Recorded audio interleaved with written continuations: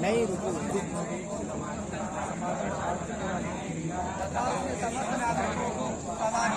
आर्थिक और राजनीतिक न्याय, विचार, अभिव्यक्ति, विश्वास, धर्म,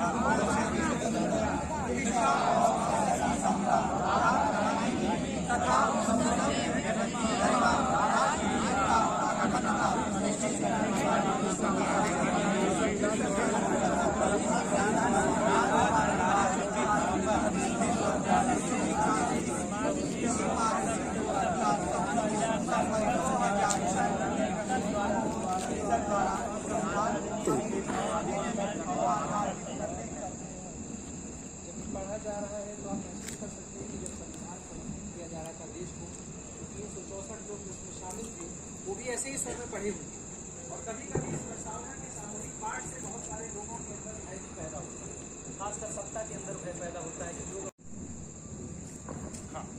निम्न नौबत से आते हैं। परंतु ये संविधान हर देश के हर एक नागरिक को वह शक्ति देता है कि वह सियासत के गलियारों में बैठे उस शीर्ष अधिकारी, उस शीर्ष हुक्मरान की आंखों में आंखें डालकर अपनी बात कह सके, अपना अधिकार मांग सके। इस देश में यदि आप आ से अर्थी कहेंगे तो आपको लोग मौन दिखाई देंगे, जब आ से आम कहेंगे तो लोग हंसते दिखाई देंगे, परंतु जब आ से अधिकार कहेंगे तब यही लोग हंगामा मचा देंगे। विषय था की वजह से, क्योंकि जो हमें नॉलेज भीमराव अंबेडकर जी की वजह से मिली है कास्ट सिस्टम को समझने के लिए, वो किसी भी टेक्स्ट में नहीं मिलती है, या फिर हम बोल सकते हैं कि इनसे पहले किसी ने इतना डीपली नहीं लिखा था, कास्ट को नहीं समझा था। तो अब जब मीडिया को जब हम समझते हैं तो हम देखते हैं कि मीडिया किस तरीके से है। तो मीडिया है कि कैमरे पे आना, माइक लेना और नाम बोलना अपना, और हमें सिर्फ यही दिखता है कि मीडिया से तमाम ऐसे आइडियाज, ऐसे थॉट्स लाएं कि जिससे जो वंचित तबका है वो अंतिम तबके का जो कोई भी नागरिक है वो जो आगे का तबका है, मतलब जिसे कहते हैं एक समानता का माहौल पैदा हो सके, आगे पीछे ऐसा कुछ ना रहे। तो अब जैसे सिनेमा की शुरुआत हुई, सिनेमा का जाहिर सी बात है, सिनेमा बनाने का जो प्राथमिक उद्देश्य है, जो उसका मूलभूत उद्देश्य है वो है मुनाफा। पूरा कॉमर्शियल एक प्रकार से है सब कुछ। तो जब राष्ट्रीय आंदोलन था, औपनिवेशिक काल में सिनेमा आया, उस समय का जो कंटेंट था सिनेमा में वो था कि राष्ट्रीय आंदोलनों के प्रति एक भावना, जन भावना जागृत करने के लिए, राष्ट्रीय आंदोलनों के में शरीक होने के लिए लोगों को उद्वेलित, उनके अंदर की भावना को उद्वेलित करने के लिए सिनेमा बनाया गया, उसको ध्यान में रखते हुए। और जहां तक जाति का सवाल है, न सिर्फ वर्तमान की सरकार को, हम यहाँ पे आज संविधान दिवस पे जब खड़े हैं तो हम संविधान की जितनी भी खूबियां हैं उन पे तो बात करेंगे ही, लेकिन मेरी कोशिश है, मैं चाहता हूँ कि हम बात करें संविधान में क्या क्या समस्याएं हैं या क्या क्या ऐसी चीजें हैं जो कि जैसा बाबा साहब ने कहा था कि प्रोग्रेसिव हम समाज बनाना चाहते हैं, तो हमारा संविधान भी प्रोग्रेसिव होना चाहिए। हमारे संविधान के अंदर भी लगातार समाज को लेकर बदलाव होना चाहिए, बदलाव होते रहना चाहिए, और इस बदलाव को सोशल जस्टिस के साथ जोड़ना चाहिए। और जब हम सोशल जस्टिस की बात करते हैं तो वो सोशल जस्टिस में हर वर्ग और हर जेंडर और हर सेक्सुअलिटी की भी बात की जानी चाहिए। तो जब हम बात करते हैं जेंडर की, तो भारत सरकार का ही एक और डेटा है जो कहता है कि 2013-12 में 16% महिलाएं थी, जेंडर रोल फीमेल जेंडर था कामकर्ता महिलाओं में।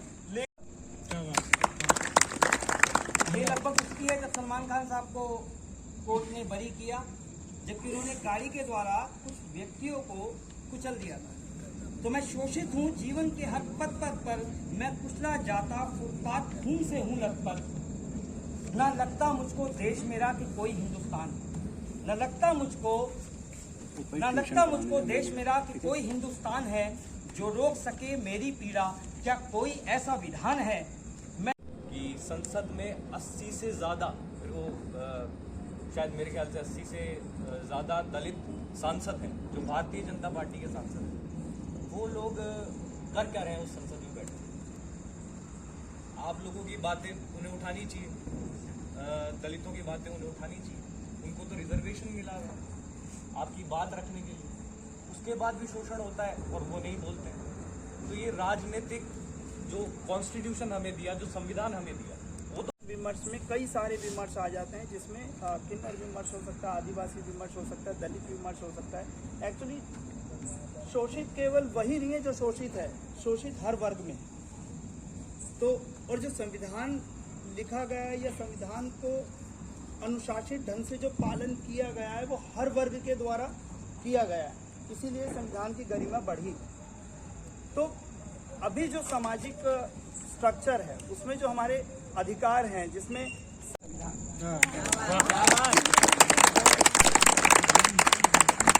संविधान दिवस हम संविधान से प्रेम क्यों करते हैं? प्रेम इसलिए करते हैं क्योंकि हमें स्वतंत्रता, समानता, बंधुत्व जैसी भावना को हमारे अंदर जागृत करता है और समाज में फैलाता है। इसलिए भी हम संविधान को प्रेम करते हैं। और सबसे अच्छी चीज़ लगती है मुझे स्वतंत्रता। कोई व्यक्ति स्वतंत्र, अगर किसी व्यक्ति को स्वतंत्रता दिया जाए तभी वो आगे बढ़ेगा, उसका विकास होगा। या तो नेगेटिव विकास होगा या तो सबसे पहले आया था 1950 में, जो जॉन मैककार्थी द्वारा लॉन्च किया गया था चेस और मैथमेटिकल एरर्स को सॉल्व करने के लिए।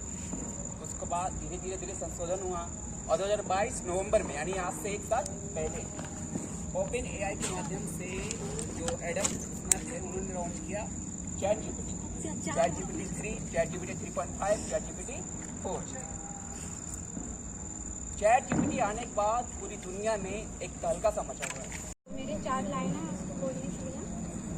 तो ये जो 4 लाइन जो है, ये जो जैसे जो लड़की घर में रहती है उस पर है, ज़्यादा जुड़ा नहीं है, जुड़ाव नहीं है, पर थोड़ा जागरूक करने के लिए।